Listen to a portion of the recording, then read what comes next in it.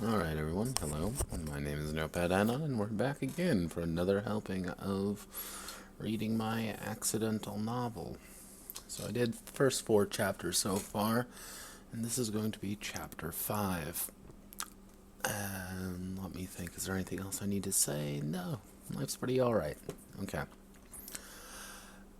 Chapter 5, Eye of the Beholder. July 25th, 2073. 2 weeks after the second Terrico incident.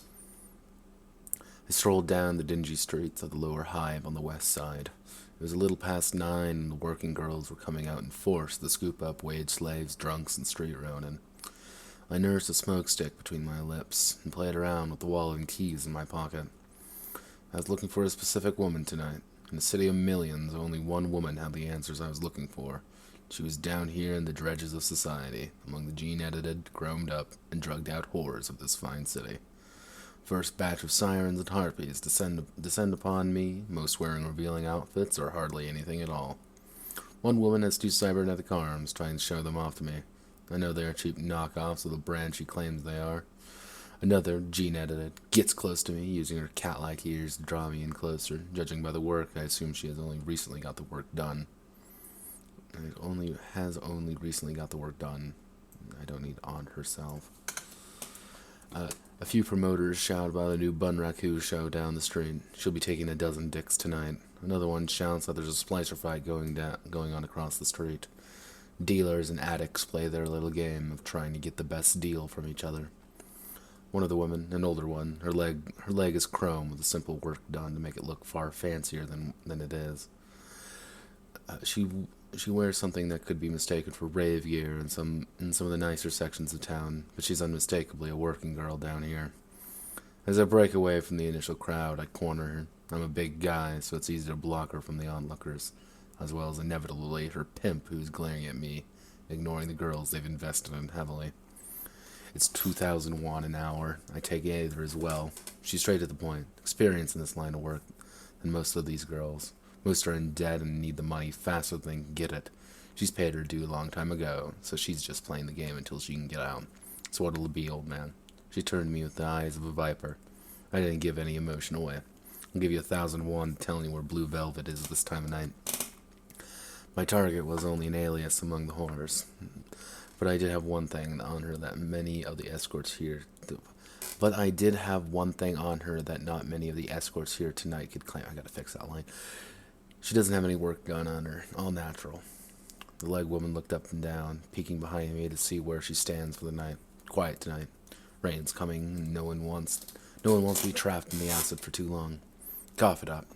I enter the bills and flick my used-up smoke stick aside, lighting up another as she counts the bills diligently. Yeah, that counts them diligently. Down 2 blocks, she has purple hair and a hoodie on. She likes Ronan, though, so she'll probably have you pay extra. Tell her that Sylvie sent you, and she may give you something. I turned away to make my way to the target, but just as I started to walk away, she's a tough one, even though she doesn't have work done. If you want to chop her up, she'll probably stab you before you can do her in. God, man, this line is fucking terrible. I gotta fix this. Huh. I don't cut people up. I'll get moving toward the main streets again. Much, anyway. I take a small break from my search and eat at a small noodle shop. It is cheap new food that tastes like plastic and cheap distilled rainwater. It's edible, but it is edible, which is more to say than the majority of the food stands around this area right now. Some serve things more akin to vermin on a stick, while others offer the finest meats, freshly harvested from people who don't pay back their debts.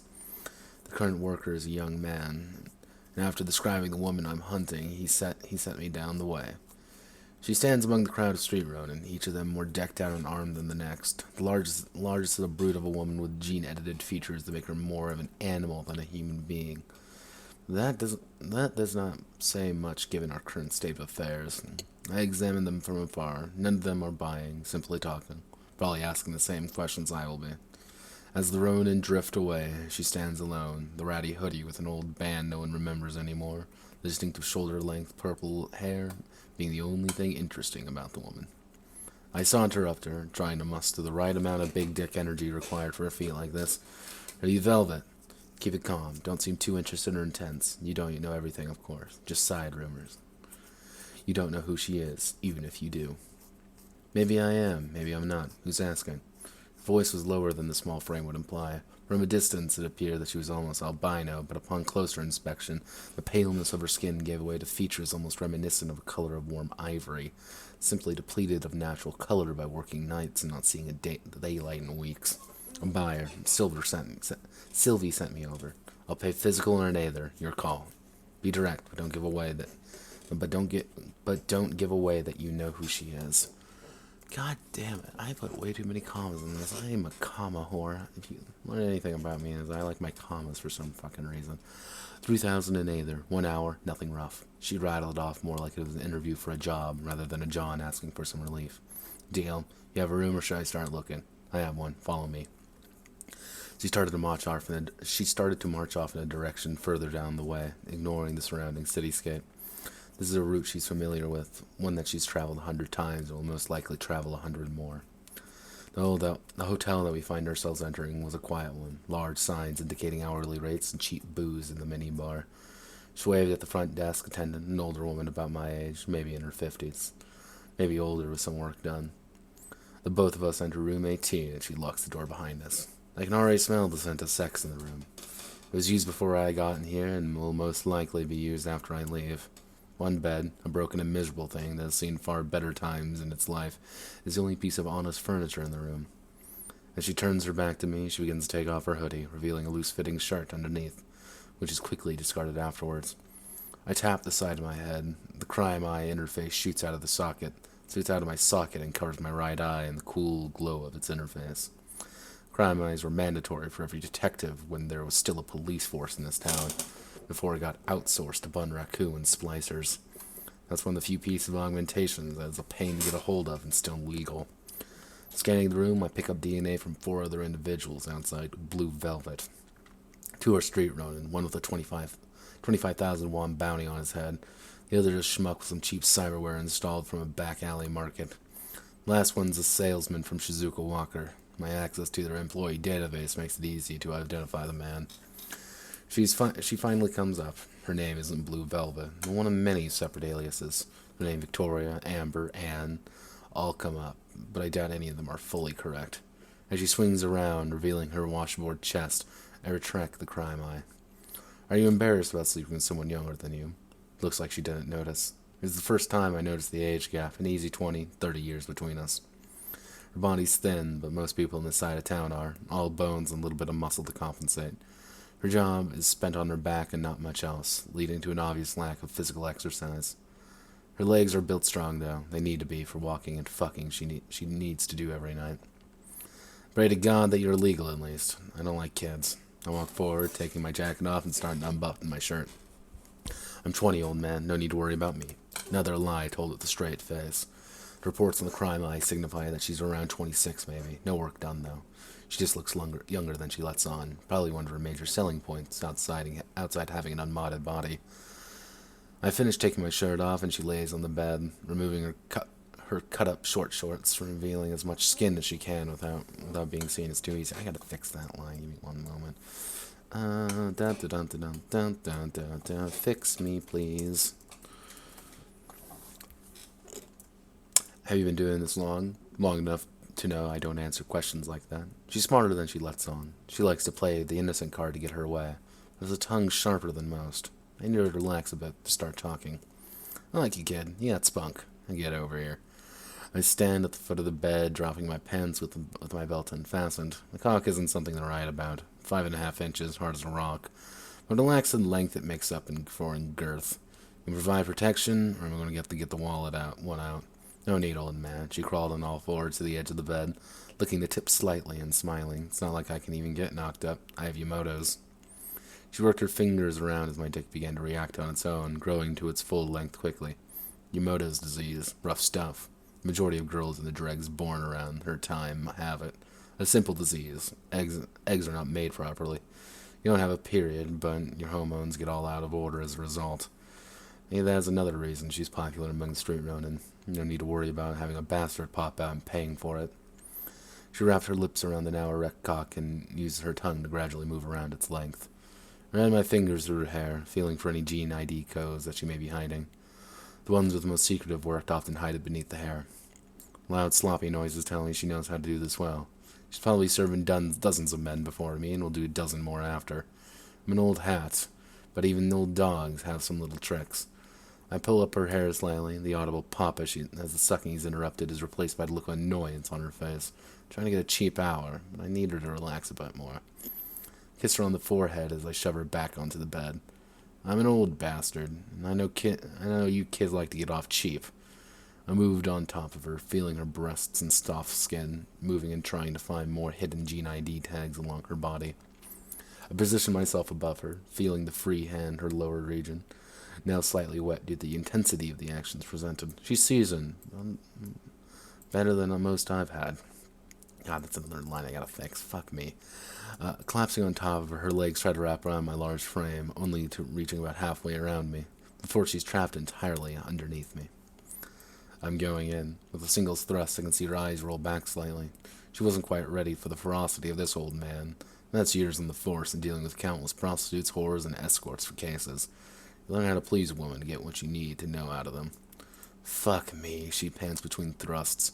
I begin speeding up as she struggles to free herself underneath me. Each thrust has me trying to reach that spot, which will put her at ease.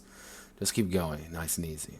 The rhythm we enter is a relaxing one, as she closes her eyes to enjoy the moment. I use the crime eye to scan her closer, trying to get the most information as possible from her voice, her dental records, and anything else I can pick up between thrusts. What's your name? I ask, confident and sure of myself. I pull down on her shoulders, forcing her deeper onto my dick and hold her there for a moment. Vic, she breathes heavily, now struggling to stop the sensation as she's currently trapped in. Toria. Letting go of her, she slides off more readily. Already fatigued, her body seems limp compared to when we started. Victoria, then. She glares at me, the word seemingly reaching her in a daze of sex she was just a part of. Tell me, Victoria, what's your relationship with Benny Rodriguez? Fuck. The limpness in her body surged with adrenaline as she attempted to free herself again. Needing the answer, I go on my knees. Displaying everything in full view, finally able to breathe, she attempts to sit up, only for me to grab her hips and ravage her again. Blood now flowing downward, she sits fully up, latching herself around my neck as she falls slowly on the length of my dick. He's a client. The words manage to be moaned as she rests on the slab of meat embedded inside of her. Where is he now? Lifting her up again slightly, just leaving the head inside to remind her that now answering means not another pounding. Remind her that not now answering? What the fuck were you thinking, Notepad? I don't know. The crime mind was detecting the regular heartbeat and tones of her telling a lie. I let her fall again, my cock going deeper than before as she struggled again. I have another half an hour with you, and trust me, this is going to be a lot worse before it gets better. Go to hell, old man. Already been there. I grab her tightly as I jerk around.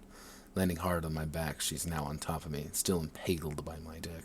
Where is Benny? Oh, fuck. She whispers as I held her down, reaching for the deepest recesses of her body, and the warm embrace on her vaginal walls seems to indicate that her mind and her body... The warm embrace of her vaginal walls seem to indicate that her mind and body are now acting on separate wavelengths. Okay, that's a really awkward sentence. Grabbing her hips, I forcefully begin to move her up and down until I ease up, revealing that she's been moving her hips by herself. Following a motion that only she can fully understand. Where is Benny? More forceful now. I don't have much time. My crying eye is fully activated. I don't know. He disappeared after a run at the Terrico facility. His buddies are looking for him. Fuck me, keep going. She's not lying now, but she seems more people are hunting Benny Rodriguez than just Shizuka Walker. Where does he usually hide out if he needs to? Another deep thrust, and she answers in the low mode. At the waterfront. He's got a bolt hole there, but he's not there anymore. Oh god, oh god. She managed to get out before her body went limp again. Well, he's not at his usual hideouts. The others are accounted for in one way or another, so that means the one who got his head blown off must have been Benny. I sit up and grab her tightly, jamming my cock deep into her, coming mercilessly into her. She goes limp as we sit there in silence. Benny's dead, kid. Took a shotgun to the head. No, may have done it. The afterglow of sex usually was replaced by the heavy question asked. Wolf was the only one who could authorize it, but I know it wasn't him. She whispered, gripping tightly to me. Cum leaked out, down her leg and onto the sheet.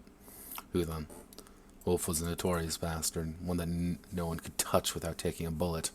Before I got shit canned from the force, he was target number one.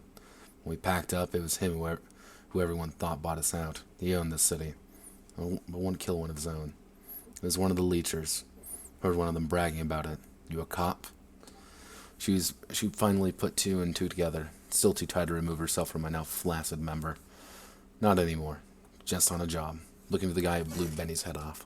I need to fix that line as well. Fuck me. You work for Wolf? No, an independent contractor. She fell back off of me, reaching down to her still aching lower half, examining my sperm on her fingers. I was already off the bed, and she began finally moving in, cleaning myself up slightly, putting my clothes back on, and beginning to leave. Your Aether will be wired to your account, with a bonus to forgetting I was here. Why do you care about Benny? The question lingered in the air as I opened the door. Why do I care about some street rat? The excitement of it all, the sheer absurdity of his death? No, it was the right thing to do. Dead men deserve something, even if they're criminals. Even a Ronin deserves justice. Maybe not the most noble profession, but your boy died in a rotten way. I turned toward her, laying on the bed, not just a whore, but a woman who lost someone important to her. I'm not doing it for him, I'm doing it for people like you. During the leave, I heard her scramble up from the bed, grabbing my coat sleeve.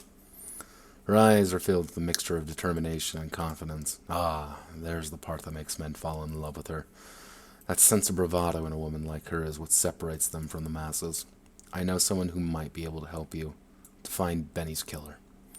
She pulled me closer, shutting the door. Not looking for justice, though. I'm looking for vengeance. Two sides of the same coin, kid. Two sides of the same bloody coin.